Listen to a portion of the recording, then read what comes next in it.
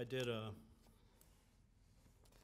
people's hearing of Goldman Sachs in Zuccotti Park during the Occupy movement with my friend Cornel West. And we went in a day early, Cornel and I, and spent many hours with the organizers planning the event. We had school teachers that had been laid off and single mothers that had been evicted from their homes. And then Cornel and I went out to dinner, and we sat at the table, and the first thing Cornel said was, "Where are all these so-called intellectuals? They're too busy. Where are the professors of Northeastern? Where are the journalism professors that should be here fighting for the right of everyone to have a voice?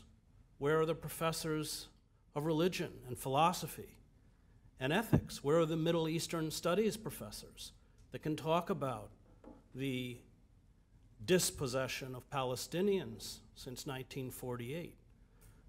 And I think what's so disturbing is their cowardice. Because there are professors here who know, certainly. And I'm sure there are even professors here who know, who have tenure. And even, is your faculty advisor here? Yeah.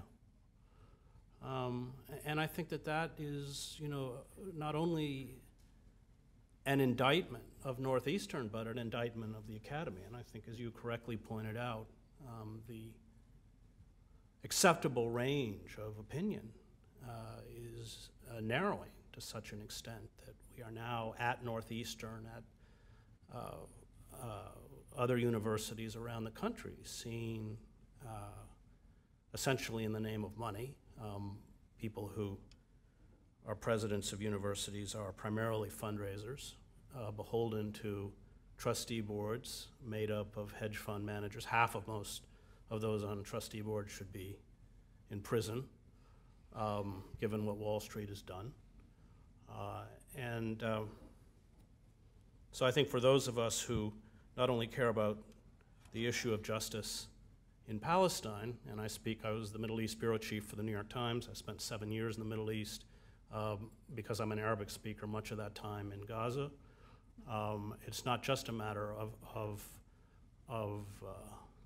the right of the Palestinian people to dignity and safety and their own sovereignty, but at this point we're talking about the capacity to even raise issues of justice within the academy. When I lived in Jerusalem, I had a friend who made her money while she was in college going to events like these on behalf of the Israeli consulate, and she would write up reports and submit it and be paid. I don't know that there is someone here today, but I'd certainly know that at many events that I have addressed on this issue, there are people who come essentially carrying on that long legacy of spying. And I want to first begin by addressing my remarks to that persons or those people who do that. There may not be anyone in the room who's doing that now, but it's certainly a very common practice. And I'd like to remind them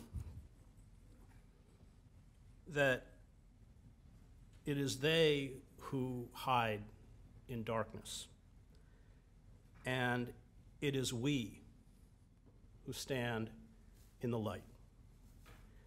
It is we who openly proclaim our compassion and demand justice for the Palestinian people.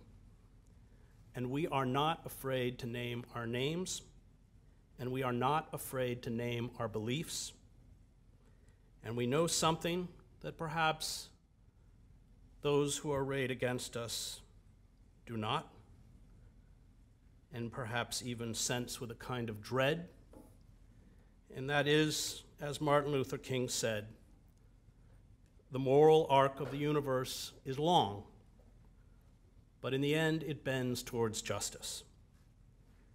And that arc at this moment is descending with a righteous fury that is thundering down upon the Israeli government.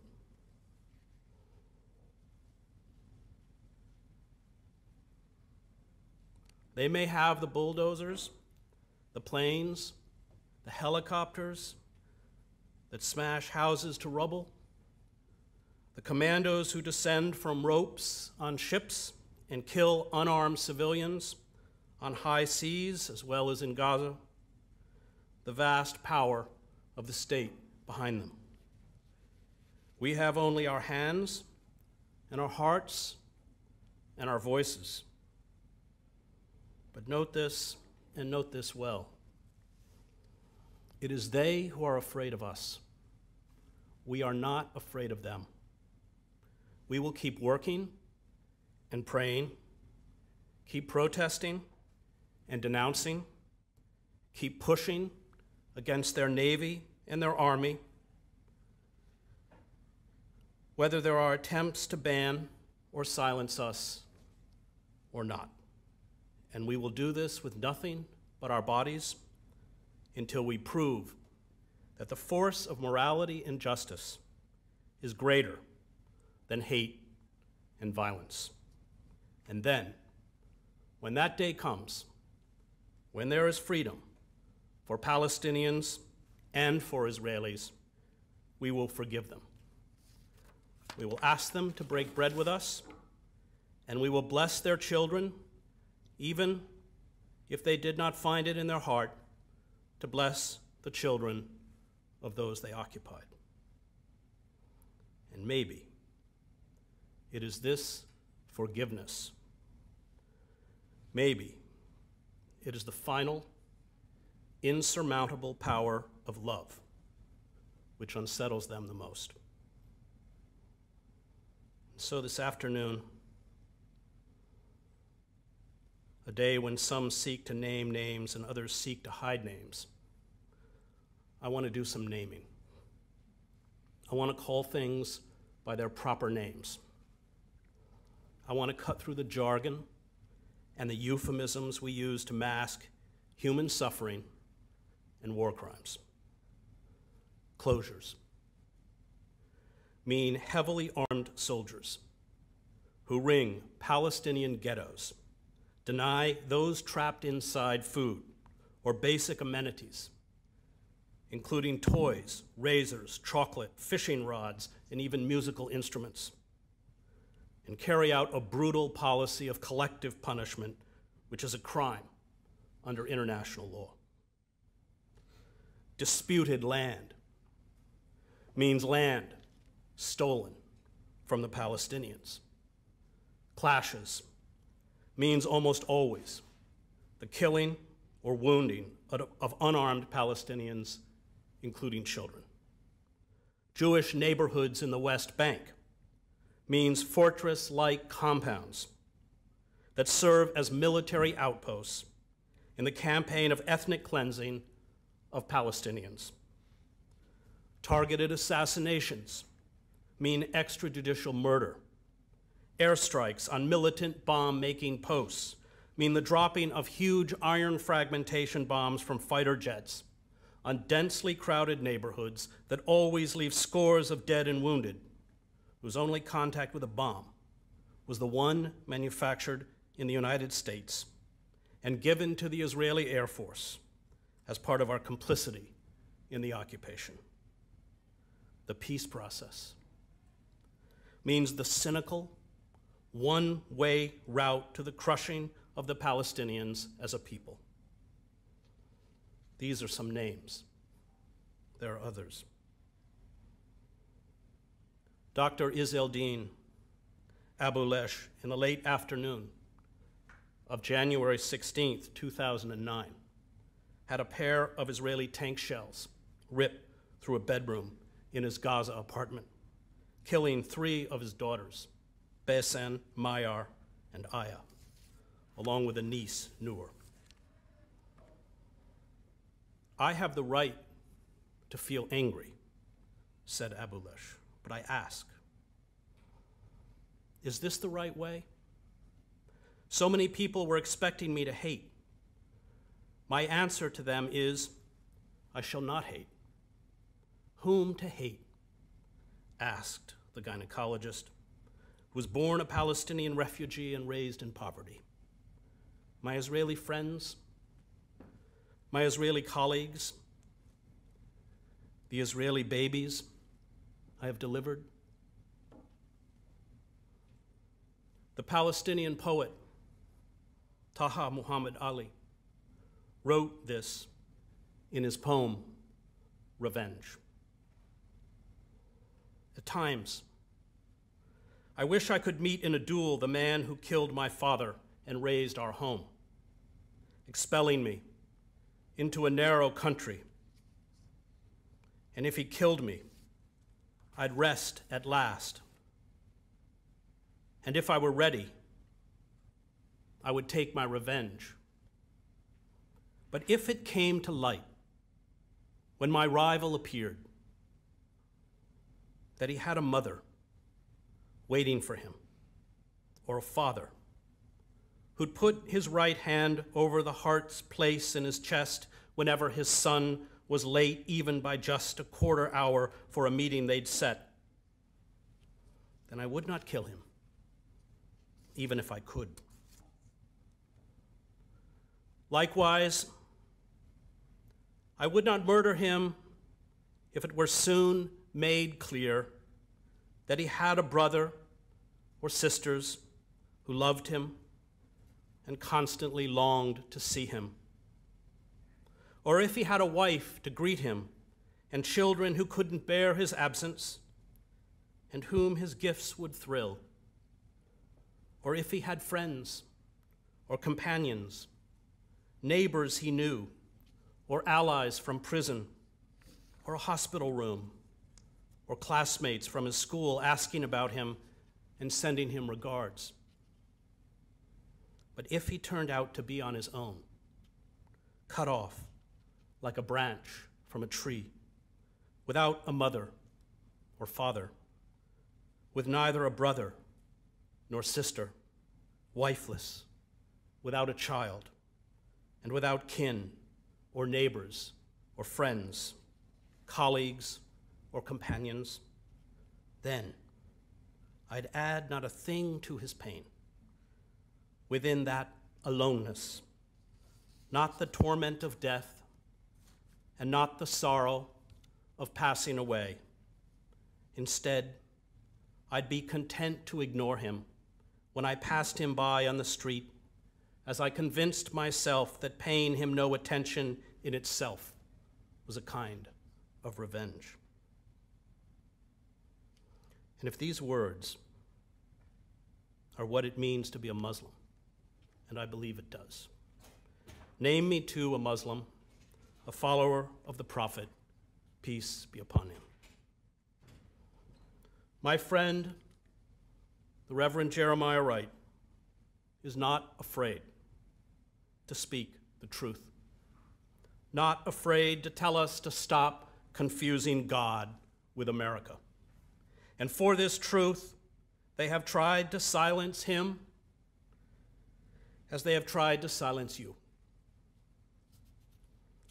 We bombed Hiroshima, we bombed Nagasaki, and we nuked far more than the thousands killed in New York and the Pentagon, and we never batted an eye, Reverend Wright said. We have supported state terrorism against the Palestinians and the black South Africans. And now we are indignant because the stuff we have done overseas is now brought right back into our own front yards. America's chickens are coming home to roost. Or the words of Edward Said, which someone needs to engrave on the walls of this university. Nothing, in my view, is more reprehensible than those habits of mind, the intellectual, that induce avoidance. That characteristic turning away from a difficult and principled position, which you know to be the right one, but which you decide not to take. You do not want to appear too political. You are afraid of seeming controversial. You want to keep a reputation for being balanced, objective, moderate. Your hope is to be asked back, to consult, to be on a board or a prestigious committee, and so to remain within the responsible mainstream. Someday you hope to get an honorary degree, a big prize, perhaps even an ambassadorship. For an intellectual, these habits of mind are corrupting par excellence. If anything can denature, neutralize, and finally kill a passionate intellectual life, it is the internalization of such habits. Personally, I have encountered them in one of the toughest of all contemporary issues, Palestine, where fear of speaking out about one of the greatest injustices in modern history has hobbled, blinkered, muzzled many who know the truth and are in a position to serve it. For despite the abuse and vilification that any outspoken supporter of Palestinian rights and self-determination earns for him or herself, the truth deserves to be spoken, represented by an unafraid and compassionate intellectual. And some of the last words of Rachel Corrie to her parents. I'm witnessing this chronic, insidious genocide, and I'm really scared and questioning my fundamental belief in the goodness of human nature. This has to stop. I think it is a good idea for us to drop everything and devote our lives to making this stop. I don't think it's an extremist thing to do anymore. I still really want to dance around a Pat Benatar and have boyfriends and make comics for my coworkers, but I also want this to stop. Disbelief and horror is what I feel. Disappointment. I am disappointed that this is the base reality of our world and that we, in fact, participate in it. This is not at all what I asked for when I came into this world. This is not at all what the people here asked for when they came into this world. This is not the world you and Dad wanted me to come into when you decided to have me. This is not what I meant when I looked at Capitol Lake and said, "This is the wide world and I'm coming to it." I did not mean that I was coming into a world where I could live a comfortable life and possibly with no effort at all, exist in complete unawareness of my participation in genocide. More big explosions in the distance outside. When I come back from Palestine, I probably will have nightmares and constantly feel guilty for not being here. But I can channel that into more work. Coming here is one of the better things I've ever done. So when I sound crazy, or if the Israeli military should break with their racist tendency not to injure white people, please pin the reason squarely on the fact that I am in the midst of a genocide, which I am also indirectly supporting, and for which my government is largely responsible. And if this is what it means to be a Christian, and I believe it does, to speak in the voice of Jeremiah Wright, Edward Said, or Rachel Corrie, to remember and take upon us the pain and injustice of others, then name me a Christian, a follower of Jesus Christ. And what of the long line of Jewish prophets that run from Jeremiah, Isaiah, and Amos to Hannah Arendt, who reminded the world when the state of Israel was founded that the injustice meted out to Jews could not be rectified by an injustice meted out to the Palestinians. What of our own Jewish prophets, Noam Chomsky, Norman Finkelstein, outcasts like all prophets? What of Uri Avneri, or the Israeli poet Aharon Shabtai, who writes in his poem Ripon, the Polish town his father escaped from during the pogroms these words: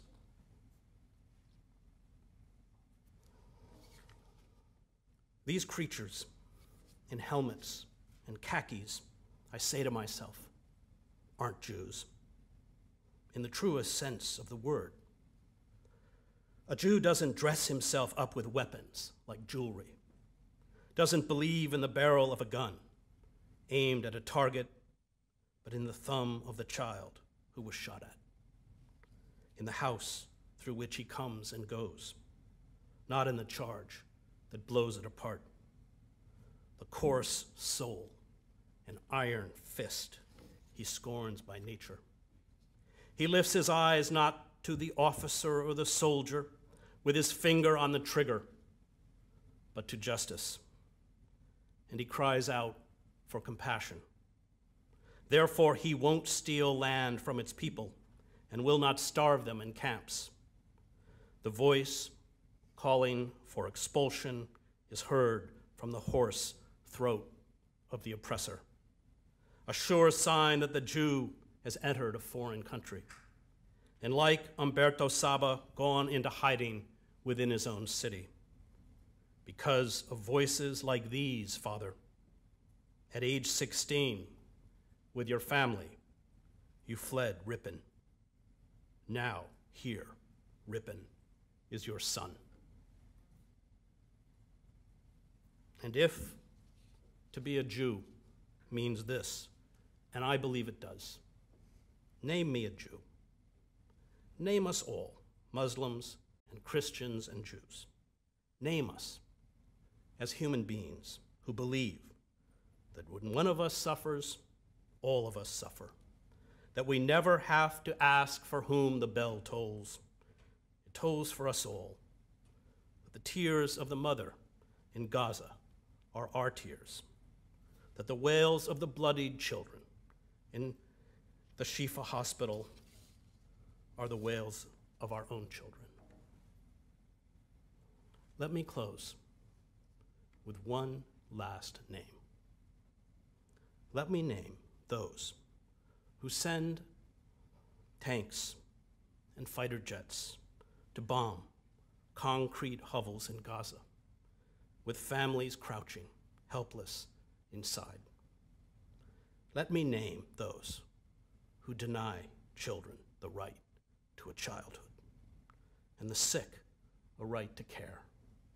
Those who torture, those who carry out assassinations, whether in hotel rooms in Dubai or on the streets of Gaza City.